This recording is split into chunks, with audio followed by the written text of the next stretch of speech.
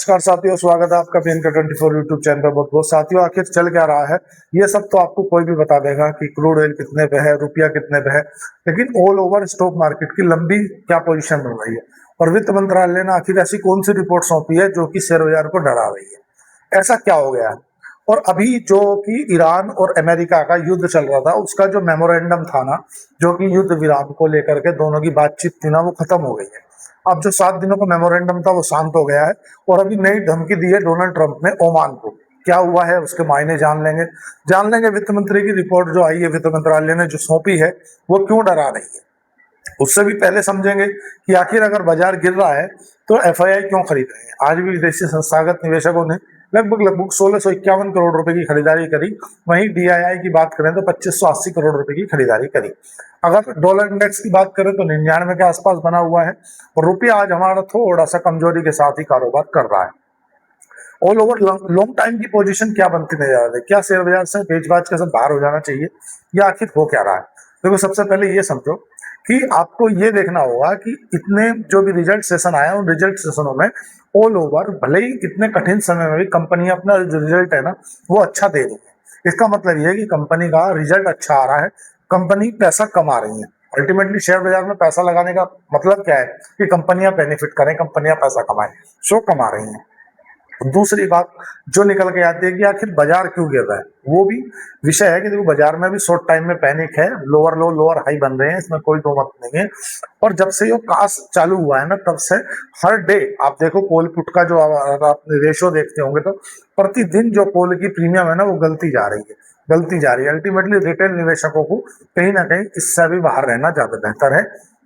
आप समझ लेते हैं, देखो कि अब जो कासा रेशो है हमारा, current account saving account ratio, वो बैंकों के सुधरे हैं। उसी के चलते जो FCNR के फंड आ रहा है लगभग $80 बिलियन के आसपास में, वो ज्यादा आने से हमारा जो नेट करंट अकाउंट डेफिसिट है, या जब देश के अंदर डॉलर आएंगे तो आज नहीं तो कल अगर हमारे पास बाहर से डॉलर नहीं आता तो फिर हमें अपने फॉरेन रिजर्व से देना पड़ता। फॉरेन रिजर्व घटता तो करेंसी पे और भी ज्यादा दबाव आता। तो अभी अगर फॉरेन रिजर्व हमारा अल्टीमेटली जो बना है, उसके अलावा भी FCNR के माध्यम से पैसा आ रहा है। भले ही आपने वो पैसा कर्जे पे लिया है, लेकिन आपकी जेब में पैसा तो है ना। तो एक तो ये भी बात है। दूसरी बात ये है कि आपके जो रिजल्ट सेशन है में ये जो दिखाया है ना, वो ये बताया कि अभी कोई दिक्कत वाली बात है नहीं। वित्त मंत्रालय ने एक रिपोर्ट सौंपी है जो रिटेलरों को लेकर के, कि जो रिटेलरों की संख्या 98 लाख हुआ करती थी वो घट करके लगभग 78 लाख रह गई है। मतलब 20 लाख रिटेल निवेशक फ्यूचर एंड ऑप्शन में घट गए हैं। वहीं इस बार जो आंकड़ा आया है नुकसान का, वो डराने वाला है। लगभग 92,000 करोड़ रुपया रिटेल निवेशकों ने फ्यूचर एंड ऑप्शन में डुबा दिया। अगर औसतन वित्त मंत्रालय की माने तो एक व्यक्ति ने फ्यूचर एंड ऑप्शन में 1,17,000 रुपए के आसपास डुबाया है। वहीं अगर टर्नओवर की बात करें कि विदेशी जो संस्थागत निवेशक कर रहे हैं और रिटेल निवेशक कर रहे हैं, तो दोनों में टर्नओवर कौन ज्यादा कर रहा है, तो भैया अपने वाले ही कर रहे हैं। हमारे वाले ने 202 लाख करोड़ रुपए का टर्नओवर किया है। FNO की बात कर रहा हूँ मैं, फ्यूचर एंड ऑप्शन की। तो ये जो आंकड़ा है ना, ये कहीं ना कहीं डरा रहा है। पहली बात तो जिस हिसाब से रिटेल पार्टिसिपेट घटता जा रहा है, रिटेल पार्टिसिपेट क्यों घटता जा रहा है, क्योंकि आपने देखा है कास्ट सिस्टम लागू कर दिया, तो कोई व्यक्ति FNO में वर्तमान में तो पैसा कमा ही नहीं सकता, क्योंकि आप लड़ी उससे रहे हो जिसके पास में हजारों करोड़ रुपया है, 10-20 हजार करोड़ रुपए लेकर बैठा। आप कितने रुपए लेकर आए हो? 5,000, 7,000, 8,000। आपको मतलब इतनी जल्दी मोनोप्लेट हो जाएगी। अभी मतलब 12 या 13 तारीख के कोल की जो 45-46 रुपए की प्राइस चल रहा था, वो एकदम से जीरो हो गया। आप समझो, मतलब सोच भी नहीं सकते आप, इतनी जल्दी डिसीजन लिए जा रहे हैं, इतनी जल्दी एक्शन हो रहा है। तो रिटेल निवेशक तो समझ लो अभी इससे दूर ही रहे तो ज्यादा बेहतर है, पहली बात। दूसरी बात, जो 98 लाख से 78,000 रुपए आंकड़ा आया है ना वित्त मंत्रालय का, तो ये 20 लाख वे खत्म हुए जिनके द्वारा पैसे खत्म हो गए, जो अपना करने खाने पर लग गए। तो ये सब धंधा छोड़ो, अपना करो खाओ गुजारा करो। अब इसमें कुछ तो फायदा हुआ सरकार का, STT बढ़ गया, सिक्योरिटी ट्रांजैक्शन टैक्स। जितना सरकार पिछली बार कमाया था, अगर उदाहरण से मैं आपको बताऊं कि सरकार ने पिछली बार 50,000 करोड़ रुपए कमाए थे, तो इस बार 75,000 करोड़ रुपए कमाए हैं। तो नेट जो सरकार की STT थी ना, सिक्योरिटी ट्रांजैक्शन टैक्स, उसमें सरकार की जो वृद्धि हुई है ना, वो 50% की वृद्धि हुई है। तो ये वित्त मंत्रालय की जो रिपोर्ट है वो डरा रही है। वहीं अगर मैं स्टॉक मार्केट की बात करूं तो लोअर लो लोअर हाई बन रहे हैं, मतलब पिछले लो को, जो पिछला लो बनाया था ना, उससे नीचे ही अगला लो बन रहा है, पिछले वाले लो को ब्रेक कर नहीं रहा। जिस दिन भी उसके ऊपर बाजार बंद होगा, निफ्टी, बैंक निफ्टी या सेंसेक्स, तो आप समझो कि बाजार में रिकवरी के संकेत दिखेंगे। अभी नेट नेट शॉर्ट टाइम में बाजार के अंदर पैनिक है, लेकिन बाजार को ऊपर आखिर आने कौन नहीं दे रहा? देखो ये आईपीओ, क्यूआईपी, बल्क डील, ये जितना भी आ रहा है ना, ये सब क्या है कि जब भी आईपीओ आता है, जब भी क्यूआईपी आता है, जब भी कुछ बल्क डील आती है, तो जैसे ही बाजार में थोड़ी बहुत रौनक आती है तो ऊपर से बल्क डील आ जाती है, सप्लाई आ जाती है, सप्लाई आ जाती है, शेयर फिर नीचे आ जाते हैं। तो एक तो ये बाजार उभारने नहीं दे रहे बाजार को। ये जो कहावत है ना कि गांव बसानी मंगते पहले आ गए, सेम कंडीशन लागू हो रही है।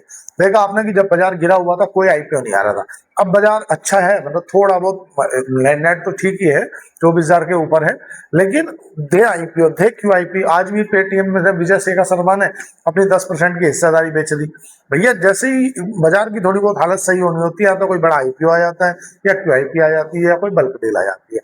नेट नेट डोनाल्ड ट्रंप की बात होना शेयर बाजार में, ऐसा कोई हो नहीं सकता। तो भैया डोनाल्ड ट्रंप ने ऐसा क्या कर दिया, बताओ जरा सा। अब इस बार डोनाल्ड ट्रंप ने ओमान के ऊपर धमकी दी है, ओमान को कहा है कि हम तुम्हें बम से उड़ा देंगे, यार तुम रहने तो चुप रहोगे या नहीं रहोगे? हुआ यार ऐसा क्या हो गया, थोड़ा सा बताओगे सीरियस में? बात ये हुई है कि ओमान अपने जुगाड़ में लग गया, और ओमान को बोला था अमेरिका ने कि तू हमारी तरफ से बात कर ईरान से कि यार स्ट्रेट ऑफ हॉर्मुज को खोलो, कोई मतलब की बात है नहीं। लेकिन ओमान अपने जुगाड़ में लग गया, तो ये बात अमेरिका को या डोनाल्ड ट्रंप को फापी नहीं, और ट्रंप ने उसे धमकी दे दी कि अब ओमान को भी एक बम में उड़ा सकते हैं। सीधी सी बात तो ये है कि यार वो खिसियाई बिल्ली खंबा नौसे वाली बात है। अल्टीमेटली दोनों भरे बैठे हैं और बस गाली गलौच, या वो उससे बड़ा बयान दे रहा, वो उससे बड़ा बयान दे रहा। अल्टीमेटली इनका लड़ना भी एक पॉजिटिव है। अगर ये बयानबाजी करते रहे और लड़े ना, तो अगर ये भरे बैठे रहेंगे ना, ये कुछ नहीं कर रहा, मुंह गुप्पा सा मुंह बना के बैठे रहेंगे, तो ये कभी भी हथौले मार देंगे एक दूसरे पे, उस पर मिसाइल छोड़ दी, उस पर ये कर दी। लेकिन अगर ये बयानबाजी चलती रहे ना, तो एटलीस्ट जो मन का हल्कापन है वो होता रहता है दूर। जैसे बोलते नहीं कि जिसको आप मार नहीं सकते और उसने आपको मार दिया तो उसे गाली दो, माफी गाली दो। हमारे स्कूल में ऐसा होता था, जब हम किसी को मार देते तो उसकी सामर्थ्य नहीं होती थी हमें मारने की, वो गाली देता था। तो सेम है कि अमेरिका ईरान को भला बुरा बोल रहा है, ईरान अमेरिका को भला बुरा बोल रहा है। कमाल की बात यह है कि दोनों के बीच में जो बिचौलिए बने थे, ना तो तुर्की कुछ बोल रहा है, ना पाकिस्तान कुछ बोल रहा है, ये दोनों सरेंडर बने हुए हैं। अल्टीमेटली अमेरिका के या ईरान के जो दोनों के युद्ध है ना, उसमें वर्ल्ड को इंटरेस्ट बचा नहीं है। ना तो भारत कुछ इतना कोई प्रतिक्रिया दे रहा है, और ना ही तुम्हारे यूरोपियन यूनियन के देश कोई प्रतिक्रिया दे रहे हैं। नेट नेट क्रूड ऑयल मिल रहा है, भले ही ज्यादा कीमतों में मिल रहा है, पर मिल रहा है। अमेरिका ने जो चाल रूस को यूक्रेन के साथ में उलझाने में लगाई थी, सेम चाल अभी रूस अमेरिका को उलझाने में लगा दिया ईरान के साथ में। अमेरिका फ्री रहता तो यूक्रेन की मदद करता, और इधर अमेरिका उलझा है ईरान के साथ में, तो जाहिर सी बात है यूक्रेन को मदद नहीं दे पा रहा, और रूस का आसान हो जा रहा है। रूस अपने चुपचाप चाइना को सहयोग करके कि तू एक काम कर, तू पीछे से ईरान को सपोर्ट कर। ईरान इतना अग्रेसिव होकर कभी बयान नहीं देता था, अगर ईरान इतना अग्रेसिव होकर बयान दे रहा है तो उसके पीछे कोई महाशक्ति खड़ी है, समझ रहे हो आप? वो महाशक्ति चीन है। और अभी सितंबर में डोनाल्ड ट्रंप की वार्ता होनी है शी जिनपिंग से।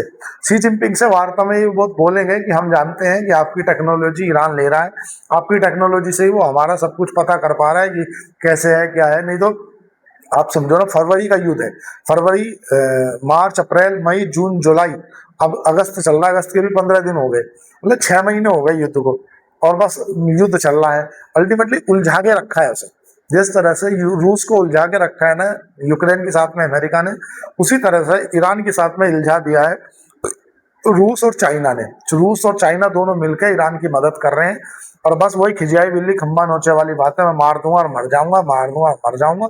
अमेरिका बोल रहा मैं तो ये कर दूंगा वो कर दूंगा, डील नहीं हो रही। अल्टीमेटली अभी जल्दी डील होने का कोई संभावना है भी नहीं। क्यों नहीं है?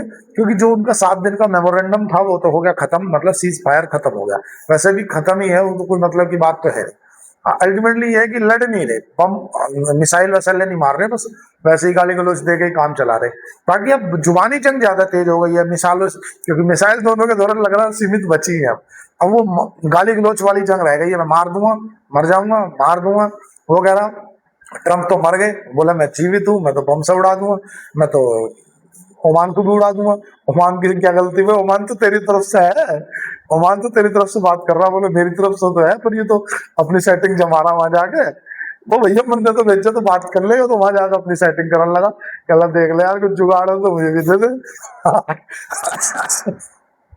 सीधी बात ये समझो, देखो ये अभी सेंसेक्स, निफ्टी और बैंक निफ्टी, अगर ऑल ओवर तीनों को देखोगे ना, तो जो ओपन इंटरेस्ट बता रहा है ना, वो ये है कि जो फ्रेश शॉर्ट है ना वो बन रहे हैं कि बाजार में। अगर ये तुम्हारा 24,000 को तोड़ देता है, जब ये तो 24,000 के 200 के आसपास बना हुआ है, 24,000 निफ्टी का साइकोलॉजिकल लेवल है।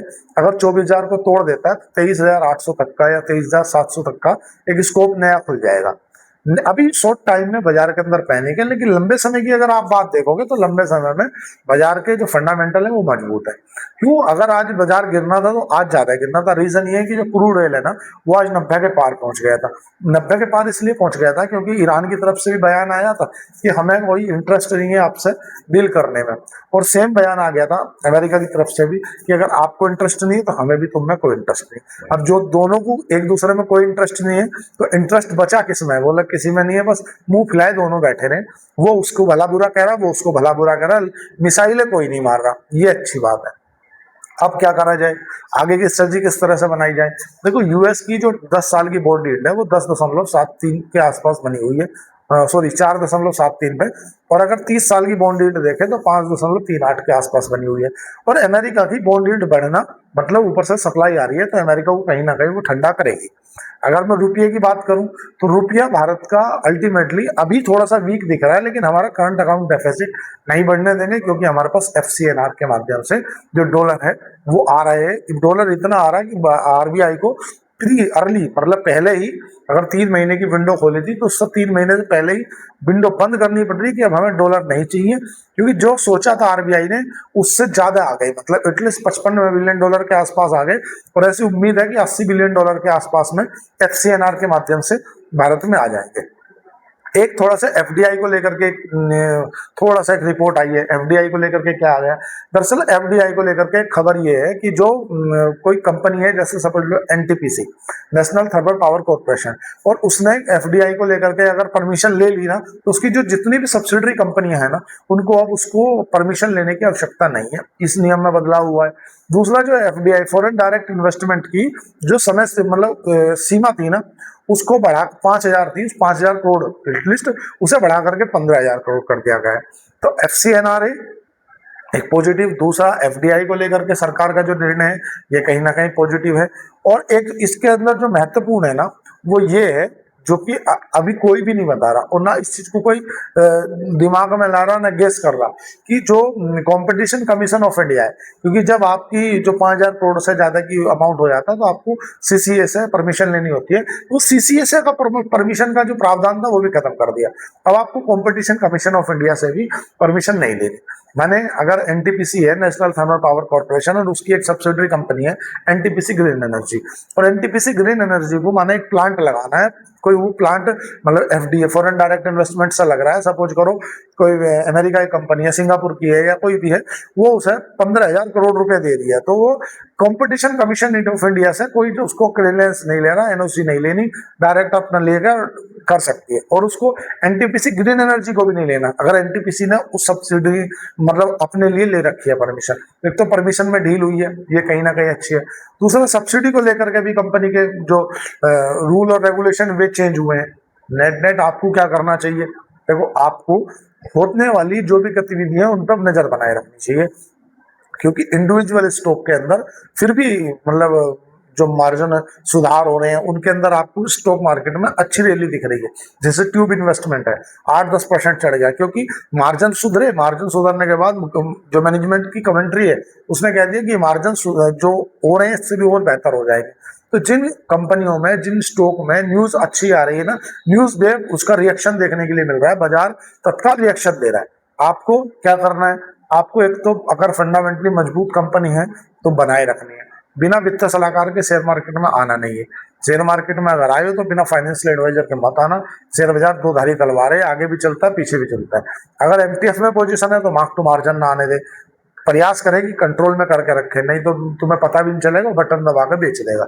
इसीलिए उम्मीद करता हूं कि आज की वीडियो आपकी समझ में आई होगी। नेट नेट बाजार में अभी अगर देखा जाए तो ओपन इंटरेस्ट है ना, एडवांस डिक्लाइन का बता रहा है कि लगभग बीएससी के 1100 शेयर हरियाली में थे, 1700 शेयर जो थे वो गिरावट के साथ कारोबार कर रहे थे। वहीं एनएससी की बात करूं तो 2400 शेयर जो है वो तुम्हारा गिरावट के साथ कारोबार कर रहे थे, और 1900 शेयर के आसपास जो है वो हरियाली के साथ कारोबार कर रहे थे। तो नेट नेट सब ठीक ही ठाक है, इतना कोई पैनिक वाली बात है नहीं। हाँ, लेकिन जो वर्ल्ड से आने वाली न्यूज है वो कहीं ना कहीं रिएक्शन दे रही है। जैसे नेस्डेक को लेकर के एक खबर आई है कि नेस्डेक को अब 24 घंटे मतलब चलाने की योजना बना रहे हैं अमेरिका में। नेस्डेक का नियम क्या है? देखो, नेस्डेक क्या है कि सुबह 4 बजे से मतलब और सुबह 9 बजे के आसपास उनके यहाँ प्री ओपनिंग सेशन होता है, और अब जो उनका जो बाजार बंद हो जाता है ना, रात को 8 बजे से सुबह 4 बजे तक उनके बाजार क्लोज रहते हैं। तो अभी जो नेस्डेक है ना, वो रात को 8 बजे और 9 बजे से सुबह 4 बजे तक ओपन करने की कह रहे हैं। अगर उनके 9 बजे से 4 बजे तक ओपन होगा तो उसका भारत में क्या समय रहेगा? तो सुबह 6 बजे से सुबह 11 बजे तक का जो समय है ना, वो कहीं ना कहीं भारत के लिए रहेगा। अमेरिका में उस समय रात के 9 से सुबह 4 बजे रहेंगे, जब भारत में सुबह 6 से 11 बज रहा हूँ। तो इससे भारत के लिए क्या खबर है? भारत के लिए खबर है कि अगर कोई ग्लोबल न्यूज आ जाती है, जैसे कि डोनाल्ड ट्रंप एक ट्वीट करके सो जाते हैं कि मैं कल को परमाणु बम से हमला कर दूंगा, तो अब वो तो सो गए, हम उस समय जगह हैं, हमारे यहाँ रिएक्शन देखने के लिए मिल रहा है बाजारों में।